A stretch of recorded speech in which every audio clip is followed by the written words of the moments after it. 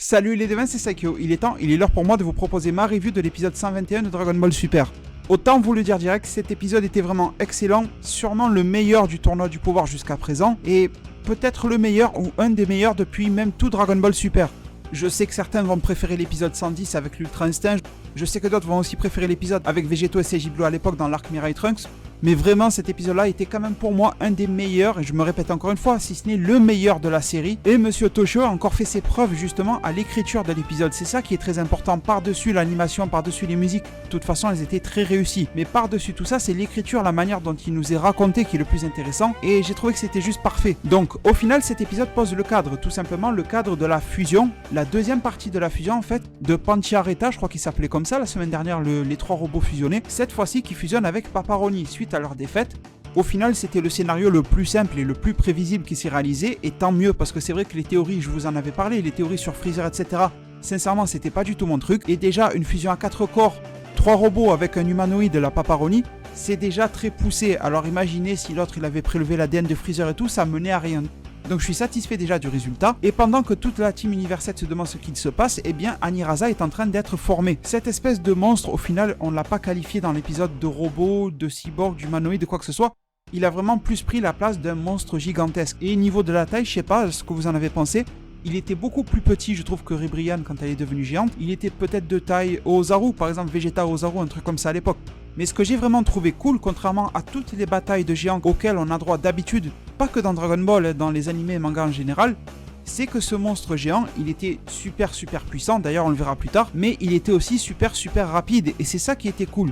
Parce que si le monstre devient géant, c'est bien beau, c'est rigolo machin, mais s'il perd en agilité, ça ne sert à plus rien du tout. Et là, ce n'était pas le cas, donc il fallait trouver un point faible ailleurs. Bien sûr, on se doutait que le point faible allait arriver quelque part, mais au moins c'était pas un machin classique du genre c'est sa taille qui est le point faible en soi. Donc on va en parler vite fait, mais bien sûr l'implication de l'univers 11, elle était très faible dans cet épisode-là, en tout cas durant la partie combat contre Anirasa. Au final, c'était juste du teasing un petit peu pourri, parce que Anirasa attaque un peu volontairement, on ne sait pas trop, l'univers 11, Jiren repousse l'attaque, mais ça va pas plus loin. Quand Dispo dit est-ce que ce monstre est en train de s'attaquer à nous, au final les trois restent les bras croisés, ou les bras le long du corps plutôt, et ils regardent la Team 7 se démerder face à Anirasa. Donc justement, Anirasa, parlons-en. Qu'est-ce que c'est au final Anirasa pour résumer le truc? Eh bien en gros, comme on va le voir dans la review par la suite, c'est une fusion de ce que les Power Rangers avec les monstres géants machin ont pu nous proposer. Vous fusionnez ça à Hachiak, vous savez l'OAV Dragon Ball Z sur Hachiak, et vous fusionnez ça avec un Janemba par rapport à ses capacités. Ça vous fait le personnage d'Anirasa. Donc on rentre beaucoup plus dans le vif du combat au moment où Vegeta a balancé un petit peu rapidement, c'est un petit peu dommage mais c'est pas bien grave, son fameux Big Bang attaque. C'est pas grave, surtout quand on a vu la prévue du prochain épisode et on sait ce qui va se passer un petit peu. Ce Big Bang qui était un petit peu bâclé, on s'en fout j'ai envie de dire. Et de toute façon, vu rien que la fin de l'épisode, on s'en fout complètement. D'ailleurs, je n'ai pas trouvé vraiment de défaut à cet épisode-là, mis à part le défaut mais que je reproche à tout l'arc. C'est un défaut que je fais revenir chaque semaine, et de toute façon, on sait déjà que ce sera le défaut de l'arc en lui-même, en tout cas du tournoi du pouvoir, pas forcément de l'arc survie de l'univers, mais pour le tournoi, oui. C'est tout simplement qu'on nous promettait une Battle Royale, et au final, ça a été l'univers 7 contre tous les autres, chacun leur tour. Et forcément que ce truc-là s'est reproduit ici, parce que comme je viens de vous le dire, l'univers 11 n'a pas été impliqué dans ce combat-là, alors qu'ils auraient pu essayer de tabasser le monstre géant ou je ne sais pas quoi. On aurait même pu avoir une menace tellement puissante, encore plus puissante que Jiren, que Univers 11 et 7 auraient été obligés de combattre ensemble avant de se foutre entre eux sur la gueule. C'est un exemple un petit peu poussé, mais ça aurait fait de la surprise, vous voyez, dans le tournoi du pouvoir, d'avoir un truc comme ça, d'être obligé de s'associer parce que l'autre, le géant en face, on peut pas se le faire, même en ayant Jiren dans la poche ou quoi que ce soit.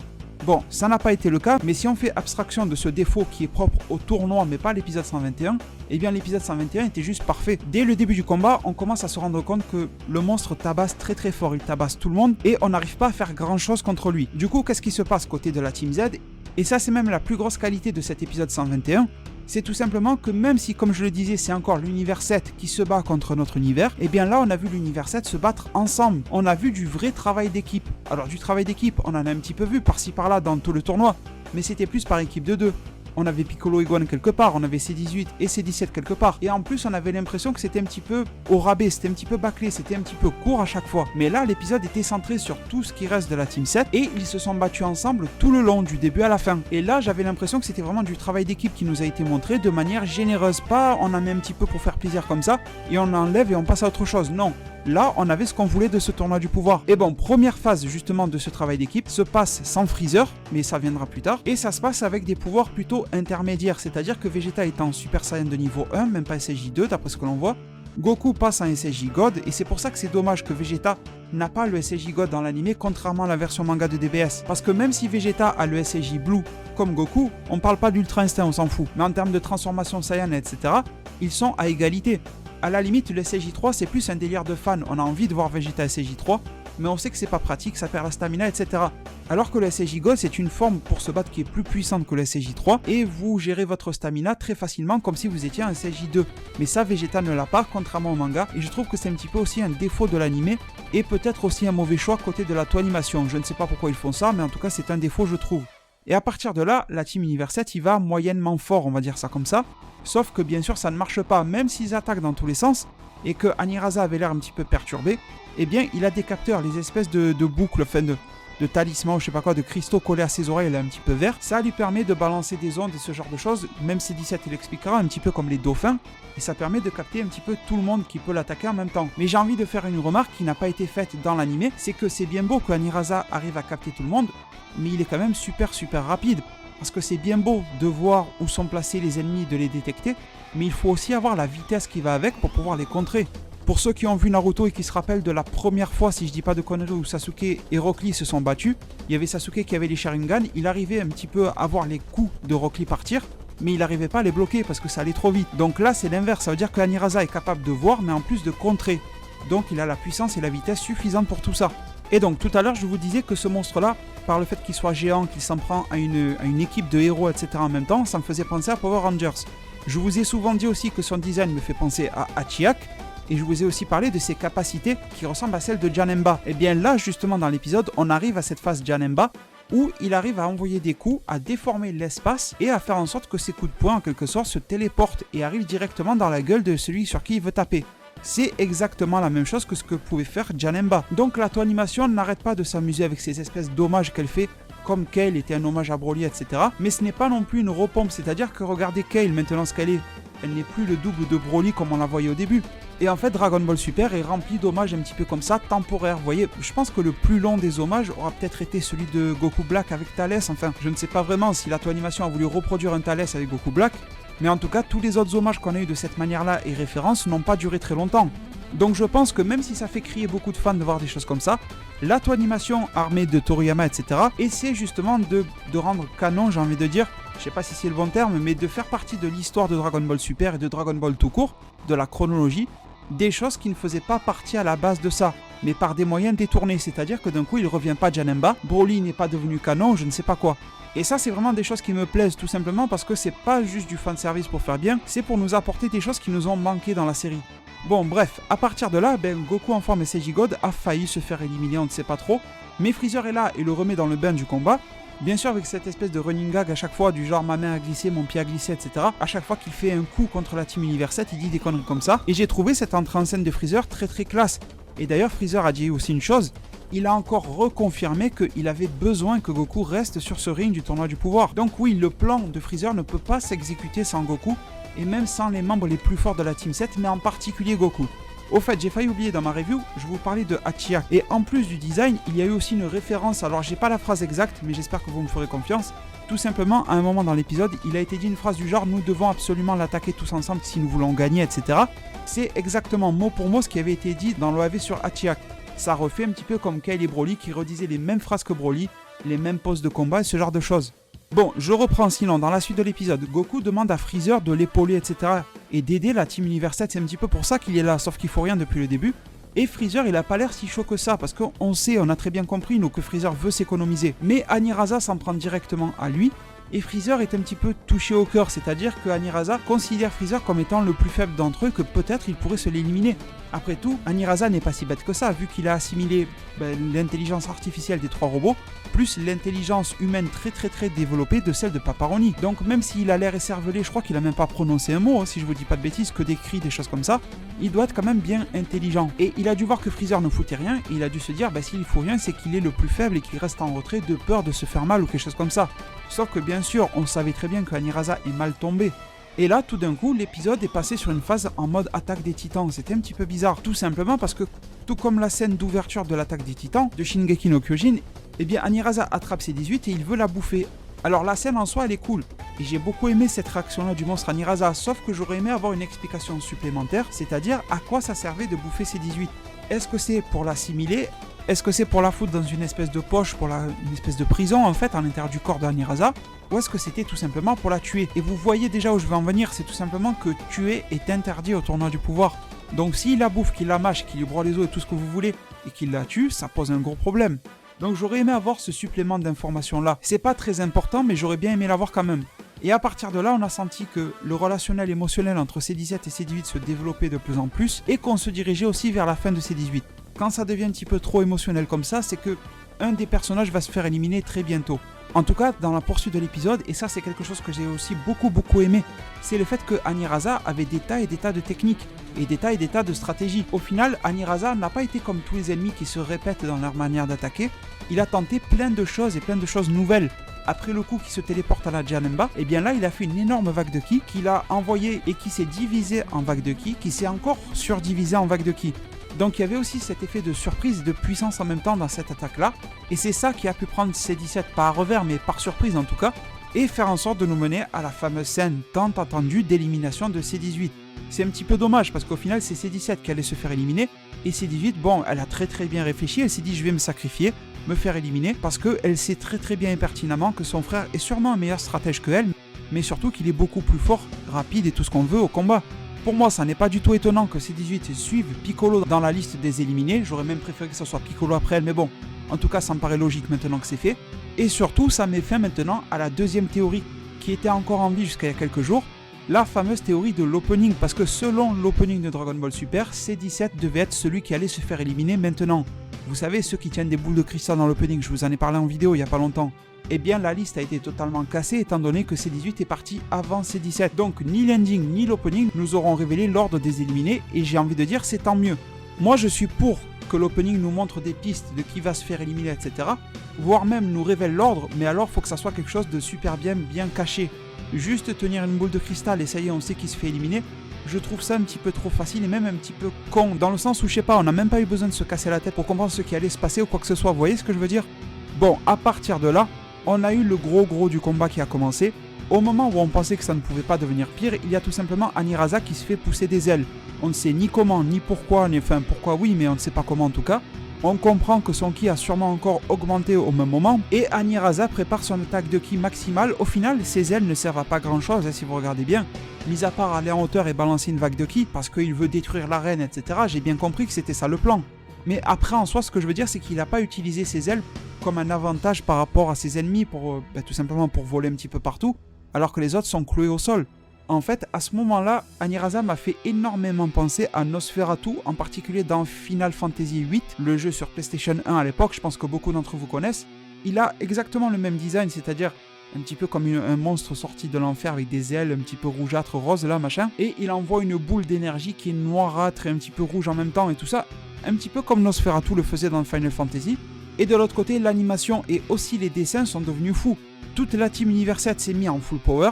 Vegeta est passé du SSJ1 au Blue. Gohan potentiel éveillé est monté au maximum. Pareil pour C17. Freezer qui passe en Golden, toujours avec la pose penchée en arrière, etc. Goku qui passe en Blue aussi. Et on a cette équipe-là qui est devant nous. Je pense que ça sera la miniature de la vidéo parce que ce plan-là est juste magnifique. Et à partir de là, tout le monde envoie quasiment ses meilleures attaques. Alors il n'y aura pas eu de Goku Kaioken ou ce genre de choses, mais ils étaient quand même tous pleine puissance. Et puis je ne sais pas si Goku était réellement capable à ce moment-là de Kaioken. Au final, il s'est vraiment beaucoup battu dans toutes ses formes.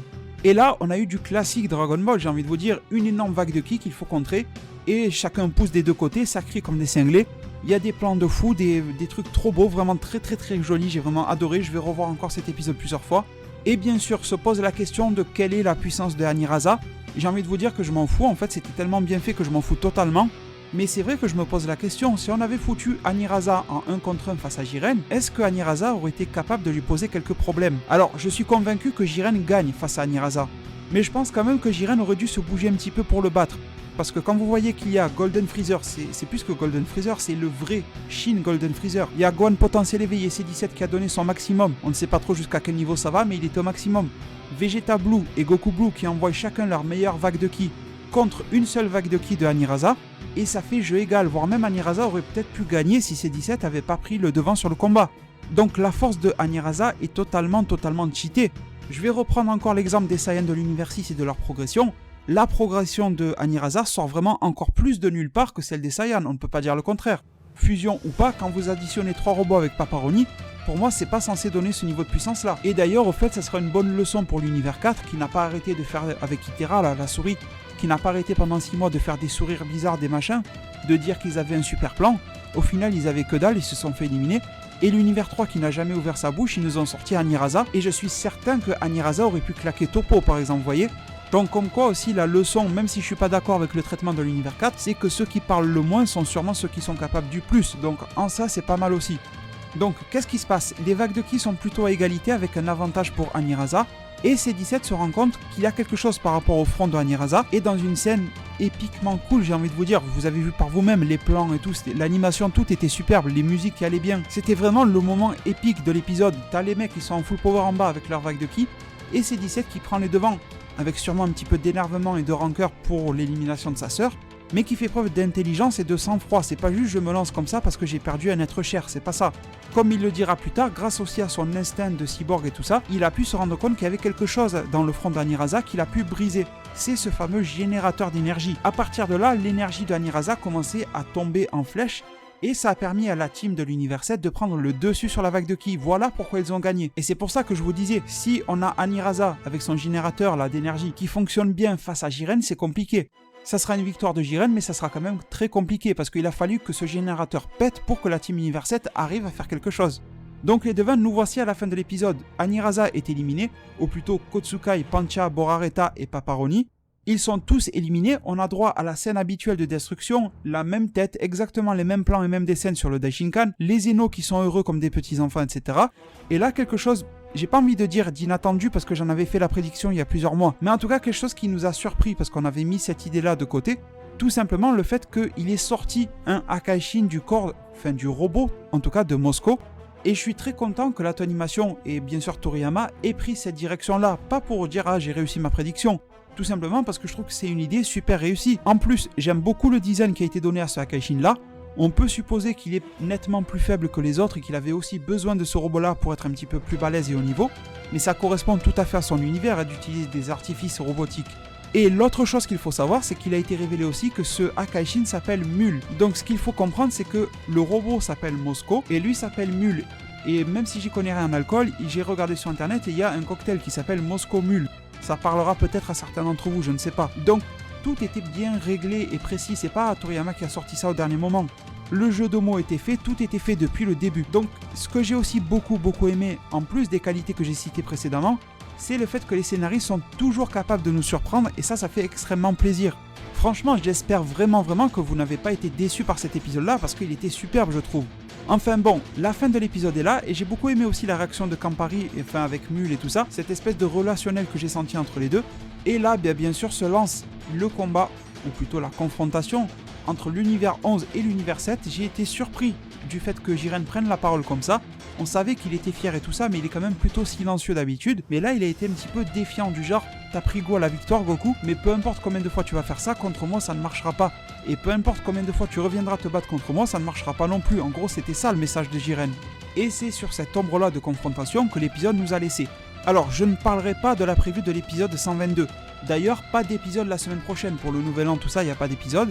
Le retour de Dragon Ball Super en animé, c'est pour le 7 janvier 2017. Avec l'épisode 122 de Dragon Ball Super. Ceux qui veulent en savoir plus, mes spoilers sont sur la chaîne. Et bien sûr, vous avez tous vu la preview, elle est juste énorme. Je ne vais rien spoiler par rapport à ça. Mais on a la quasi-confirmation maintenant que, étant donné qu'il n'y reste plus que Univers 7 et Univers 11, et que côté Univers 7, ils sont 5, et côté Univers 11, ils ne sont que 3, et bien alors on devrait avoir quelque part un combat en 2 contre 1 ou quelque chose comme ça. Et je pense que ça se confirme de plus en plus qu'il y aura par exemple le C17 et Gohan face à Toppo.